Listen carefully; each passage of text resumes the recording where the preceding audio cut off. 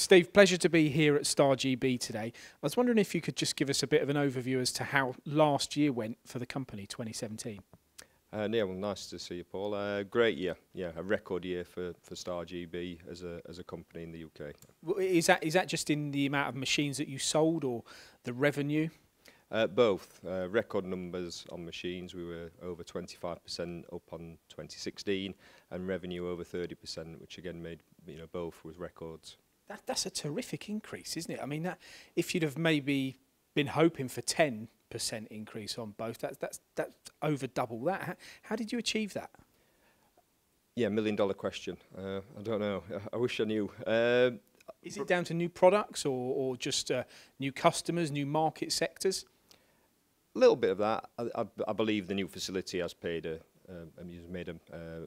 significant increase in that, because we've had customers coming through, seeing machines under power all the time. So that's definitely added to it. But I think a lot of it is driven by exchange rates, and therefore business getting placed from Europe and the US to the UK.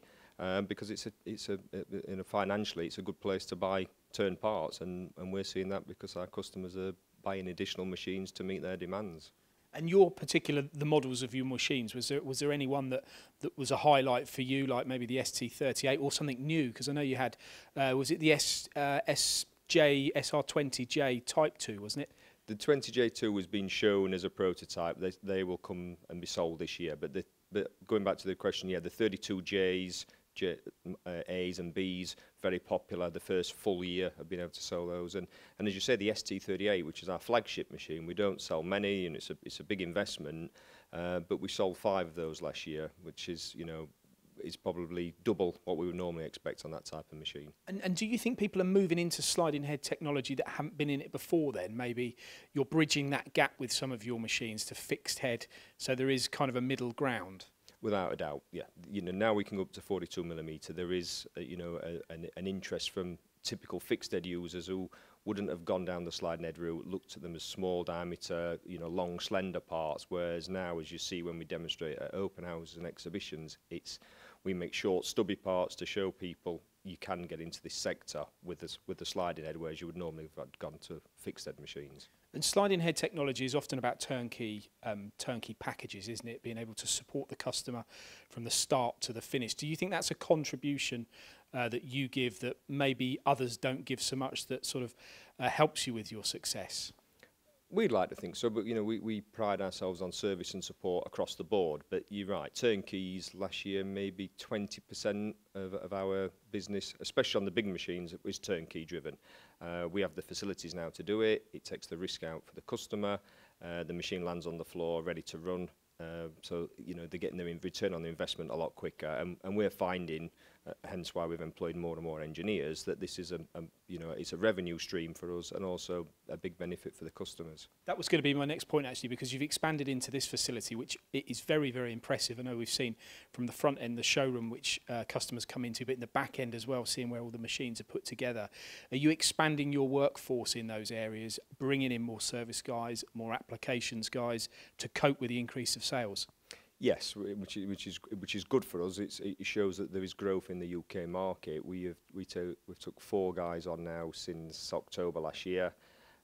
We've got 2 guys now fully PDI, so every machine is put on the floor and as PDI'd before it goes out. So any software is done, everything's up to date, attachments are fitted, high pressure fitted, tested, etc.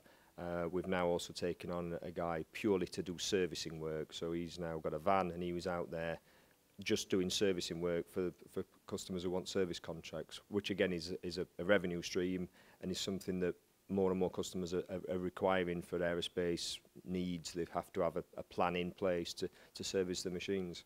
Yeah, and I mean, engineering companies, they are sometimes having to cut back on their workforce, or they're automating things. They've got less body, and they've got less resource themselves to do the things that you can offer them now as well, haven't they? Oh yeah, yeah. Fortunately for us with that, it gives us a revenue stream. It gives us the opportunity to make sure our machines are kept to the highest order, which is the benefit for the customer. And you're right, unfortunately, companies have looked on maintenance people as potentially, indirect, and those sort of departments over the years have been shrunk. But machines still need servicing and looking after. What about, you took over the role of managing director 2 or 3 years ago now. I'm not sure exactly what it was. I'm sure you'll tell me. But it was at a time where Brexit was happening.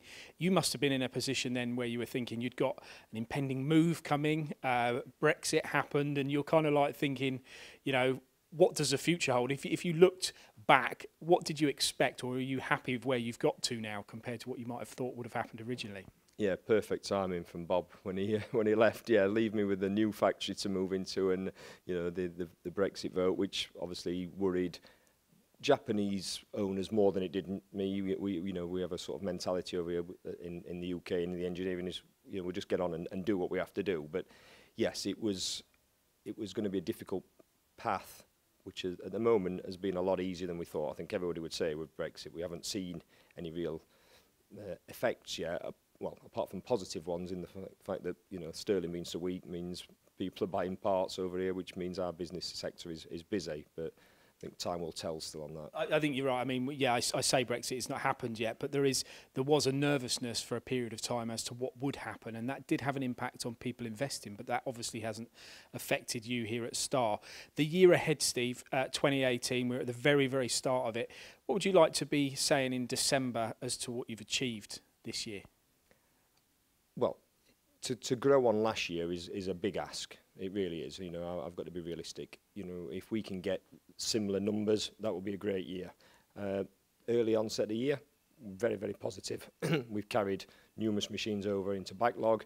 We've taken already orders, double-digit orders in the first 3 weeks of the year. So it's all looking very positive.